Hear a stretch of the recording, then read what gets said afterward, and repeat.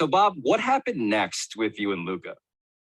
Around the team, people had said that it was so bad that Luka confronted me in the parking garage and we almost came to blows. All nonsense. It never happened. I never even remotely happened.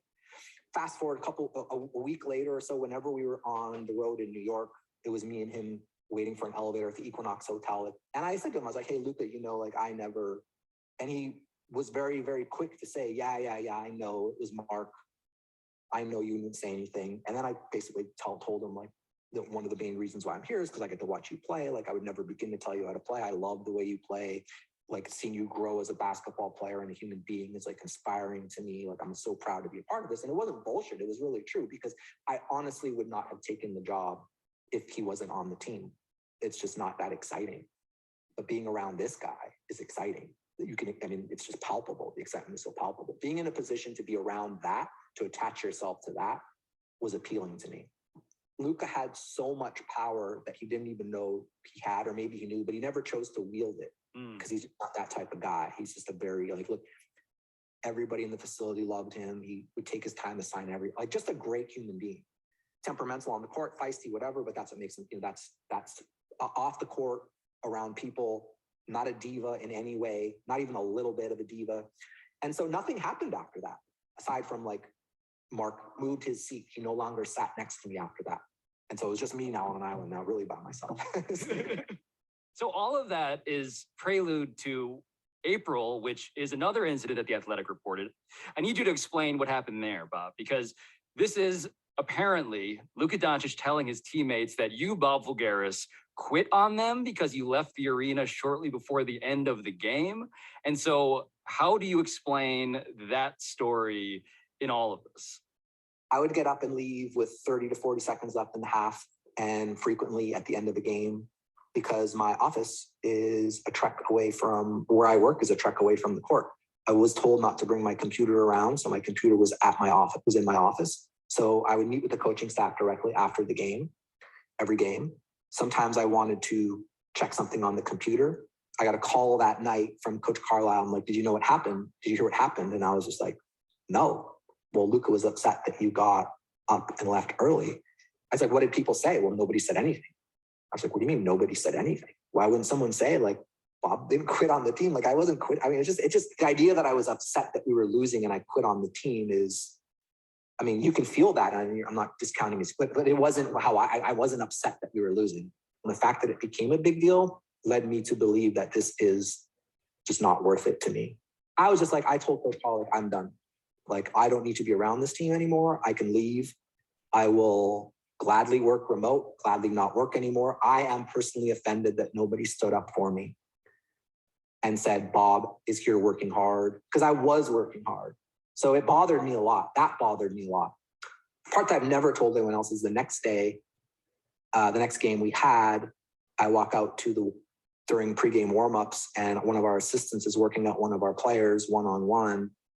And this I can't be certain of if it was directed towards me. It felt like it was directed towards me, but immediately it turned into hand clapping, feet stomping, we play till the final whistle. We never quit. Don't ever quit on the game. We ain't done yet. Let's go. Because they're playing a game of one-on-one. And I looked over at another guy who was a player development coach who I had a good relationship with. And I was just like, yeah, I'm done. And that was it. I basically told Coach Carlisle that I was done traveling with the team, being around the team. You want me to continue working? Happy to do it. If you don't, happy to do that too. He valued the information. He wanted me to continue working. The next day I left, got a phone call from Mark, which I didn't get. I maybe got 4 or 5 of those a year. It wasn't very often. Hey, how you doing? Just making sure that I didn't quit, basically. I think, in my opinion. And then I worked remote for the rest of the year. And that was that. So The Athletic reported about this alleged rift between the star player and his team. And as Tim Cato and Sam Amick wrote, quote, there are concerns the front office's dysfunction has hurt its ability to build a contending team around Doncic, and that poor relationships Doncic has with key members of the franchise, including Voulgaris, could impact his current desire to remain in Dallas long-term, end quote. And I asked Bob for his thoughts about that claim. I'm just curious, when you began to feel that you were this boogeyman upon which things could be pegged and blamed. I mean, younger me would have been like, wow, I'm so important that this guy's going to turn down $100 and some odd million. Like, it was nonsense. I mean, he signed a supermax and I still was being courted by the team to continue working for the team. So I don't know. I'm not sure. I'm not sure what the deal is because I didn't have any contact with him or his camp, or I didn't know what was going on. So that's in August when Lucas signs that new long-term supermax deal with the Mavericks, regardless of whatever was happening with your status with the team at the time. But what about things between you and the rest of the locker room? I liked a lot of the players personally. Like, they were all good dudes. We had all good dudes on the team. When I first got there were people who thought that they weren't playing because of me, because of the numbers I was providing. It was never personal, ever. It's just, this is what I think gives us the best chance to win. Now, this is something that I would say in an email, but I don't know how they would get this information.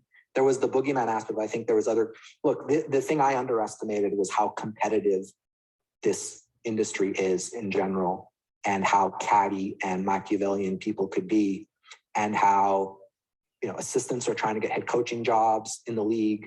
People in the front office are trying to keep their job. Like, there's a lot of stuff. Players on the last year of their contract are trying to make sure they get one more contract. So there was a couple of different instances where players, a couple of different approached me and said, like, they know that I'm trying to like the reason why I'm trying to trade this player. Well, tell me about that. What do you remember happening? Like, as an example of like how an NBA ecosystem actually works. Courtney Lee was definitely one player who thought he wasn't playing because of me. Courtney Lee, who was traded to the Mavericks in 2019 from the Knicks. To be fair, I didn't think he should have been playing a lot. That's just nothing personal. Just I didn't think he gave us the best chance to win. And one night after the coaching staff opted to start another player over Lee at the last minute for matchup reasons, Bob says that Lee approached him. He came up to me, he's like, "Good sub." And I'm like, what? He's like, "Good sub." Like, kind of like, "What's up?" but not. And I'm like, "What is that?" I'm like, "What does that mean?" And so I look over at Seth, I'm like, "What is he saying?" Seth being Seth Curry. And Seth goes, "He's saying good sub." And I was like, "Oh, this guy really thinks that I'm the reason why." Like, that's how it was a little bit. So that's like the boogeyman aspect of it. The Athletic cited multiple sources who claimed Bob was dictating lineups and rotation patterns to head coach Rick Carlisle directly. Bob denies this, but he says players kept alluding to his influence over the roster. He's also a guy who came up to me and he was like, "Yo, I'm still here. I know you've been trying to get rid of me all year and I'm still here." And I was just like, what is this guy talking about? He's a 12, 13 man on the roster. Why would I try to get rid of him? I didn't. So I was like, well, no, like, that's not true. In fact, I actually had sent an email saying like, "Hey, he's a pretty good locker room guy. Like, if I have a vote in this, I'm not sure I do. I would advocate keeping him over keeping the other guy who ended up cutting. I think this Ryan broke off." So I was like, "No, that's not true." And then they responded with, well, I know you've been trying to trade Jalen all year." And I was just like, "What?" This is Jalen Brunson. Yeah. And I was like, "Who told you that?" He's like, "Well, I know that." And then, he told me how he knew. And look, I like Jalen Brunson. Jalen Brunson's a great player. When I look at our roster, we had very few tradable assets that other teams would value. But to say that I was trying to trade him is not true at all. But I think what happened one time was the previous draft, I was trying desperately to like, we didn't have a first round draft pick. And I was like, how can we get a first round draft pick? We want to get in this draft. There's a player I wanted to draft, Matisse Thybulle. I think one of the guys was like, we just can't get a first round pick. It's impossible unless we trade Jalen Brunson. And they started laughing. And I was just like, wait, I mean, can we think about that for a second? Like, I'm not saying I want to, but can we think about that for a second? That was, I think, where the impetus came, where people now thought I was like actively trying to trade Jalen Brunson, which I really wasn't. I just thought like, oh, if we can get a wing defender, we're deficient in wing defenders. By the way, wing defenders are the most valuable commodities in the league. I was trying to get Robert Covington a couple years prior to that for a first round pick. We didn't have any first round picks. There's more guards in the world than there are 6'8", 6'7" wings. So it never had occurred to me that people would be talking about stuff like this. How would you want to tell a player this? Even if your purpose is to make me the villain, you're still messing with this person's psyche. And it's a human being who has to perform at a high level. How is that helping him perform? It kind of alerted me to the fact that this is something that I'm not necessarily cut out for, in the sense that I don't want to be a part of this type of thing, unless I'm in charge of everything. I can control the whole. But that's a whole different story. The notion that Bob Voulgaris, this outsider turned insider, was now trying to banish people from the team, that was apparently a recurring theme during his time there, and also a running joke. In fact, one of the first in-person meetings Bob had with Rick Carlisle was remarkably blunt along those lines. One day, Coach Carlisle pulls up in a meeting, is like, Bob tried to get me fired in 2010. And I was just like absolutely floored by this. Like, what is this guy talking about? It turned out Coach Carlisle was referencing an email Bob had sent to owner Mark Cuban back when Bob was working for the team as a remote consultant back in 2010. In the email, Bob says he'd questioned the team's defensive strategy against Portland's Andre Miller, who had just scored 52 points against the Mavs. He remembers this fucking email from 11 years prior. And so the next day I went and found the email and I was like, is this the email you're talking about? Yeah, that's the one. You tried to get me fired. I was like, look, there's nothing in here. Bob says the email was actually pretty innocuous and that Carlisle was clearly joking with him, messing with him. The coach had already signed off personally, for the record, on hiring Bob to this new full-time role. But I wanted to better understand how their work relationship actually worked. Well, I'm curious, though, what he wanted from you, what Rick actually did value that you were providing, how you were adding value, what edge you were giving him, and like how that applied, especially in like the postseason. Like, how would you work with him on that? Just normal stuff. Like, this is what I think. These are the lineups I think that'll work against this player, this matchup. But just suggest, like, here are some suggestions. Bob felt like some of his most crucial suggestions related to how the Mavericks matched up against the LA Clippers, who they faced in the first round of the playoffs, both of the past two seasons. Even going back to the previous year, my nightmare was that they would go small versus us. We never defended well versus a small team. We never had the ability to punish a team that went small versus us. There was numerous occasions throughout the year, you can go back and look at them, where a team went closed small versus our predominant, like our average lineup, our normal lineup, go-to lineup, and we just had trouble defending them. So that was kind of the stuff that I would bring up, just different situations, different scenarios. What players match up really well? Like, we had a situation where someone in my department actually noticed this. One of the film guys in my department noticed that they put Nicholas Batum on Jalen Brunson, and that was it. We just couldn't we had to get him off of that matchup because Nicholas Batum did a really good job defending Jalen Brunson. So can we stagger Jalen's minutes so he's not playing? If he's there, can we try to get him off? Can we put another player out who Nicholas Batum be forced to guard? Those are the types of things you do, but that's not unique to me or any other. That's just what I'm guessing analytics departments do. I think I'm different because I believe I have a long history of predicting these sorts of things and being profitable. So I just presented information, and I wasn't in the meetings. I wasn't around. It was all done over email or over telephone with Coach Carlisle. He would always initiate the conversations. I would send it off, and we would talk a lot. I mean, we definitely had a good working relationship. We would talk a lot. One especially pivotal topic of conversation, especially around that Clippers series, would be Kristaps Porzingis, the 7'3" center who came to the Mavericks in 2019 after Donnie Nelson sent 2 first-round draft picks to the Knicks in a huge multiplayer trade. Porzingis had been acquired to be the second star in Dallas alongside Luka Doncic, but come playoff time on offense, Porzingis was conspicuously asked to stand off in the corner. I'm curious specifically with this team, how does Kristaps Porzingis fit into how you saw this team functioning at its best, particularly in the postseason? Kristaps has a lot of talent. He's a great. I had a good working, like a good relationship in terms of friendly. He'd ask me questions about crypto, etc. I like him as a person. I like him as a basketball player. I just thought that once they went small, we had to approach offense a little bit differently. It's not about making Kristaps a decoy. It's whoever the fuck Kawhi is guarding needs to space out, because we need Kawhi away from the action as much as possible. If you can have him away from the ball, that's a win. That was the genesis of it. So it's not like, oh, he's not playable in the playoffs. He's not playable versus the Clippers. It's like, here's how we can optimize his, and that's just my opinion on it. And the coaching staff might have a different opinion, whatever. But I do believe that it was very difficult to involve him in the offense a lot in ways that were beneficial to him when Kawhi Leonard was guarding him, unless he was spaced out. Bob was not afraid to have bold opinions about basketball. Porzingis was just one example of that. Anyone who used to follow him on Twitter can remember many others. So I asked Bob about the larger tension here around not only his message, which he always backed up with evidence, but around him specifically as the messenger. I think that the thing I always think about, especially like the whole COVID team, is like someone like me, like the body, I created like an immune response for these basketball lifers. Like me being injected into their nervous system or the environment, just like was like there's just something different about a guy who didn't play the game. That's not unique to me as a gambler. That's unique to analytics people in general. Yes. Nerds, whatever, nerds versus jocks. It's like kind of like the tale as old as time. It's very, and the one instant that I thought was the funniest, this was like peak dismissive Bob, I would suppose, was I'd been trying to convince people that Duncan Robinson was a player we should trade for, sign, whatever. There was no real chance that it was going to happen, so I just kind of forgot about it. But we're playing a game in Miami. We lose. Someone comes up to me with the box score, and Mark's right behind him. And like, did you see that? And I was like, did I see what? And I honestly had no idea what they were talking about.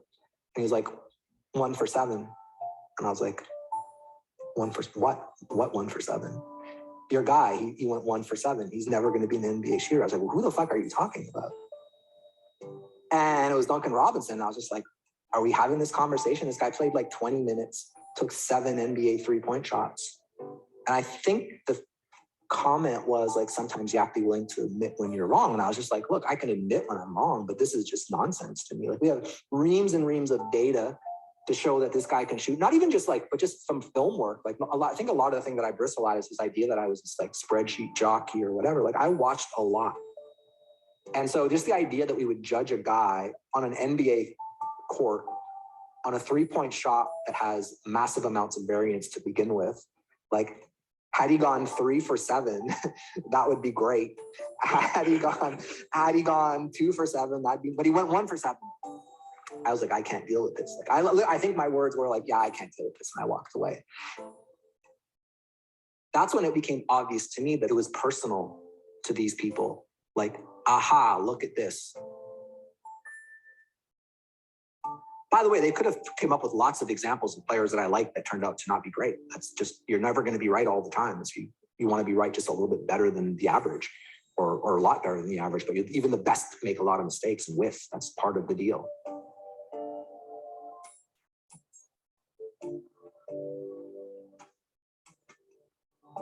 Coming up, a behind-the-scenes look at the Mavericks' messy 2020 draft night and how and why Bob ultimately left the team.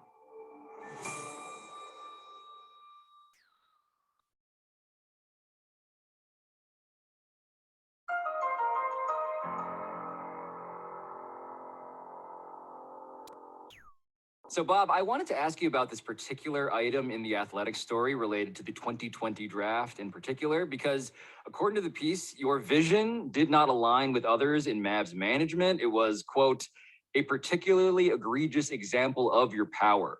And the evening was, quote, embarrassing. And the reporting says you did not consult scouts on the team's first 2 draft picks, which all paints a particularly telling picture of you and how you're perceived. So tell me how you experienced the 2020 draft and how all of that went down.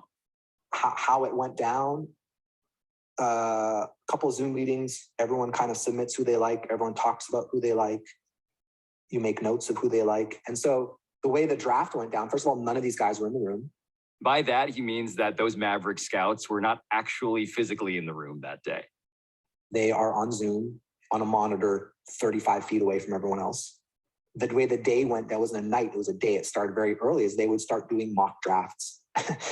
And they didn't stop until the sun went down, basically. Like, just wait, I don't understand that. What does that mean?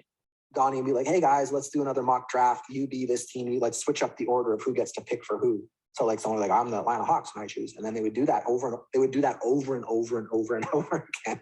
And I was like, this can't be real life in some ways. Like, what is the purpose of this? Like that. Then there was a lot of talking with people who I respected. There was a guy named Dave Pendergraph was there. Brilliant, hardworking basketball guy, respected his opinion a lot. the focus of the draft for me was to trade up to get Tyrese Halliburton. That was the focus of the draft. I'm not operating the phones, so I'm trying to impress upon Mark, this is the guy we need. Can we make this happen? What can we do? Donnie went up to his office, because his office was separate from everything. I'm assuming worked the phones. At this point, Pablo, you already know who everyone likes, who all the scouts like. And you also know who they think other teams like, because they're doing a fucking mock draft over and over and over again, right? So the idea that I didn't consult first of all, I didn't know I was going to be running the draft. I don't think it was anyone's plan for me to be running the draft. But when it came time to pick 18, the general manager of the team wasn't around. Wait, where was Donnie Nelson? I don't know. He got very upset that I was there and that it looked like I was getting more attention from whoever, the owner or whatever. I don't know. I think he said to me, why aren't you the GM of the team? Why aren't you already a GM of the team? And I just bit my tongue.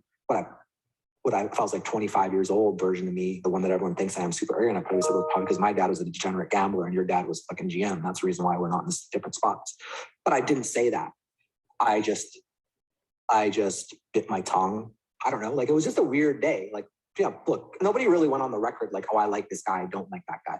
The idea of not consulting them before first of all, I didn't know that I was going to be making a pick or anything like that. Like, Mark's the guy. It's his team. He's the owner of the team. He had faith in what the process that was going on, whatever it was. And it was kind of a weird day. By the way, I had a lot of empathy for this guy too. This guy being Donnie Nelson.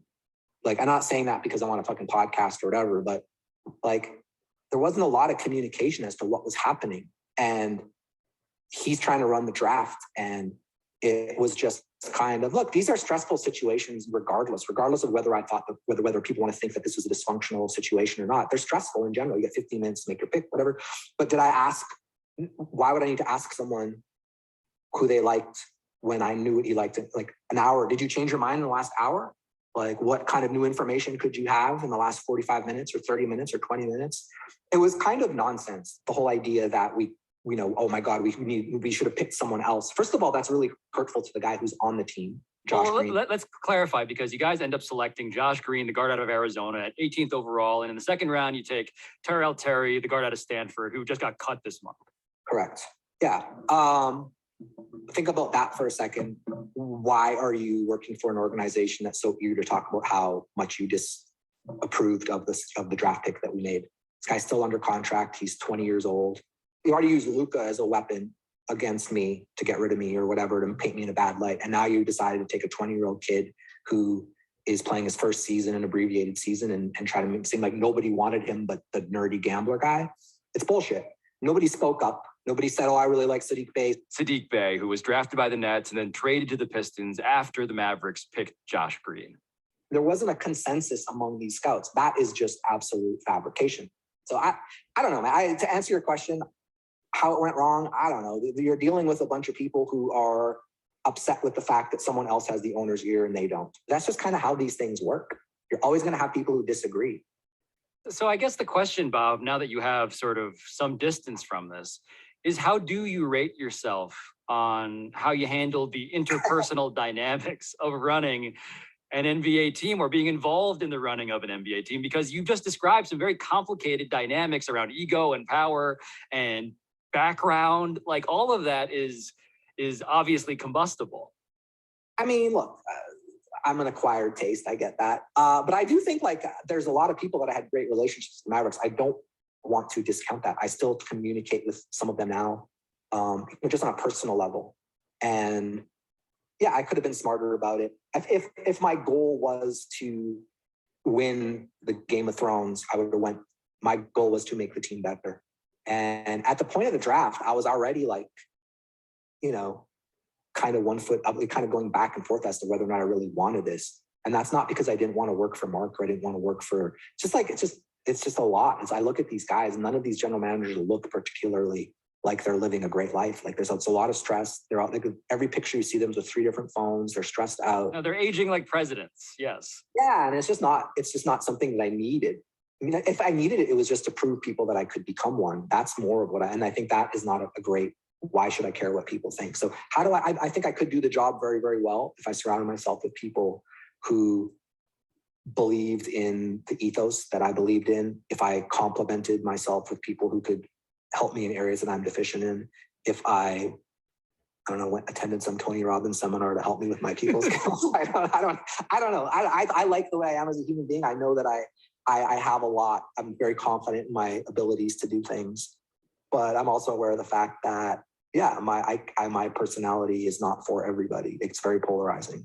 And so, I don't think I'm unique in that regard in terms of people who are in positions of high level of success or wanting to achieve a high level of success. Agreeableness is, by the way, is a great precursor for success. Like lack of agreeableness is a giant precursor for success. So I like to think I'm more agreeable now than I was when I was younger, but I probably still could use to be able to use a little bit of agreeableness training, if that makes sense. Well, you mentioned before, though, how like one of Donnie Nelson's skills was the ability to stick around and build some sort of political base within the organization. Brilliant skill. And I know I denigrated the fact that he benefited from some nepotism initially, but he is a guy who has clearly put in the work early on in his career. I mean, this guy was like coaching the Lithuanian national team. He's a coach in the NBA, an interim coach.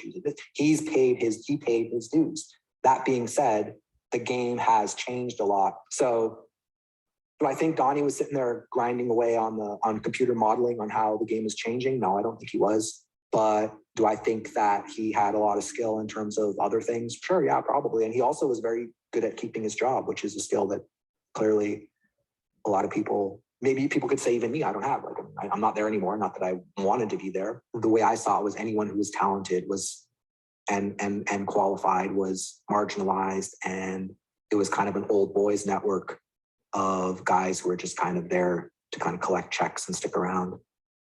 Well, let's get into Donnie's exit just as you saw it. I mean, how did you react when you saw that Donnie Nelson had been ousted effectively in June? Yeah, I mean, I knew that it was going to happen. Well, okay, I was told that it was going to happen. It didn't catch me by surprise in any way. What caught me by surprise was that someone decided to strap a suicide bomb to their chest and take me out along the way. And I think they might have even been very excited about that fact, whoever the leakers of the story was, and they might have been very excited, but they didn't realize that I did not care. I was not coming back. Like I had already said, I want to be let out of my contract. This isn't for me. Well, just to be clear, Bob, the suicide bomb you're describing is the article in The Athletic in which all of the stuff we've now exhaustively poured over became public.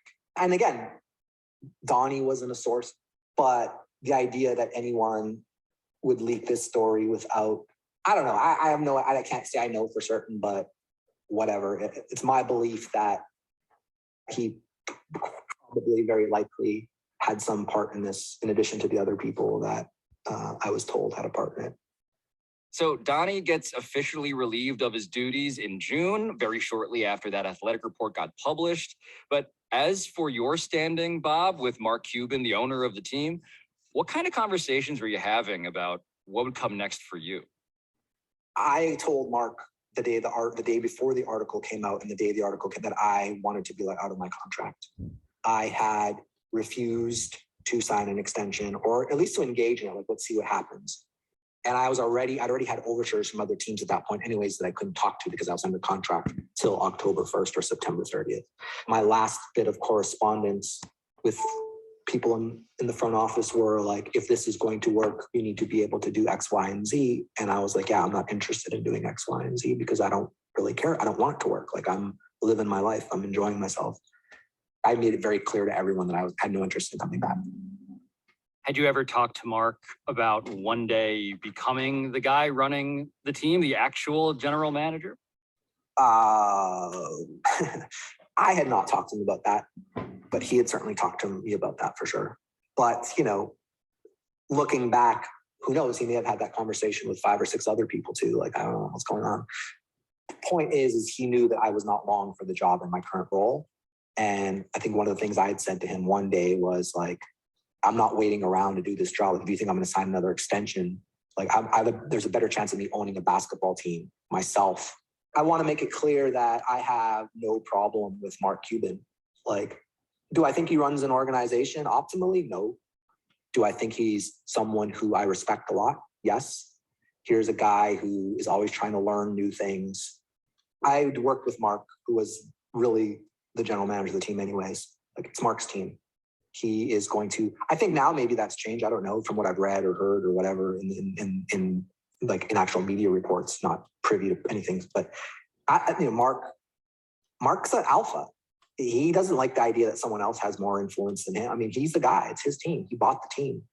So I wasn't really dealing with the other people. It was all dealing with Mark. So, and I never ever had more power than Mark. I never had more power than Coach Carlisle. I was just kind of around in the organization. Like, all these Mavericks fans who think I like caused all this chaos, like I'm the reason that Carlisle quit and da da da. It's like, they're the same guys who were complaining over and over again how the team was stuck in the Stone Ages, and they were, they needed to adapt, etc. Like, anything, they should be happy that I came in there, and now they got a guy who's, by all accounts, great relationship guy, paid his dues, whatever, good person. Nobody has a bad thing to say about him. Maybe things are different now in the sense that it's more run like a traditional organization. So if I played a part in that, my chaos, then that seems like good chaos. Maybe I was an agent of good. I don't know. I don't see myself as being a chaos causer. Like, if causing chaos is trying to win games and doing so for the most part remotely, that's the part I think people are missing, then yeah, chaos causer by all means. I wonder, Bob, when you think back to when you were growing up and you were a diehard basketball fan and you stumbled into betting on this sport and you obsessively watched it for decades and bet on it and made a fortune off of it. I'm wondering if the job that you got, as fraught now, as we now fully understand it to be, I wonder if that was at one point a dream for you, and if that dream has now been demystified since in some real way. Definitely was a dream of mine. Now I don't. I mean, maybe I'll just settle for shadow GM. I don't know. Shadow GM's not. I'll take that. Definitely not something I'm interested in right now. No. It is a arduous, all-consuming, low reward, high stress job, and I'd rather hang out with my doodle and do things like that. I'd rather travel and do other things. So would I go back and do it again? Probably not. But I'm grateful for the experience and the people I got to meet. Like, that's not as cliche as that sounds. It really is true. I mean, it's a cool story at the very least, and it's a cool experience. And but yeah, what am I going to be doing now? I don't know. I'm just trying to figure it out. Work on my people skills. I'm not sure.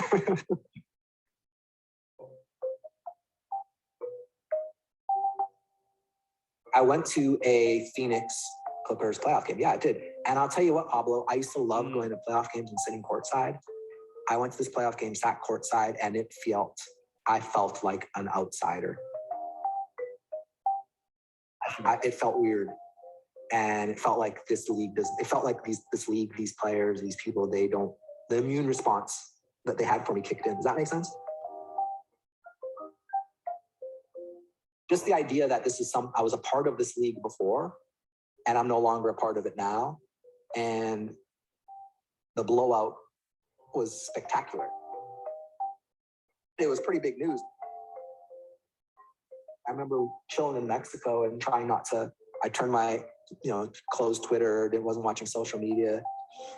Butler comes in, turns the TV, and he's like, "Oh, look, it's Mr. Bob on the TV." And he's like, "Oh, they're saying some very bad things about you."